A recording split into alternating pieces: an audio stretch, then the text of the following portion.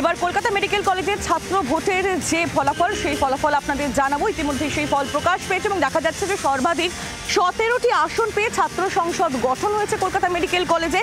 ছাত্র সংসদের দায়িত্বে এবার MCDCA 20টির মধ্যে 20টি আসনে প্রার্থী দিয়েছিল ডিএসও, যদিও একটি আসনে জয় পেয়েছেন ডিএসও প্রার্থী।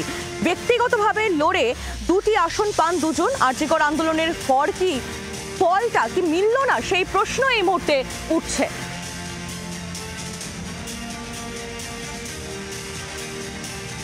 অভয়ের সময় থেকেই আমাদের যে 10 দফা দাবি, যে প্রত্যেকটি কলেজে গণতান্ত্রিক নির্বাচন করতে হবে, ছাত্র সংসদ নির্বাচন করতে হবে, ফলত সেই দাবিটা যে কতটা যুক্তিযুক্ত এবং জোরালো সেটা একটা প্রতিষ্ঠা পেল। এবং মেডিকেল কলেজে যে গণতান্ত্রিক পরিবেশ, যে 80% ছাত্রছাত্রী এটাতে অংশগ্রহণ করলেন, এইটাতে বেশি খুশি। অবশ্যই 17টা সিট আমার প্রাক্তন সংগঠন MCDSA পাওয়া তো অবশ্যই তার মতো খুশির জায়গা হয়ই না।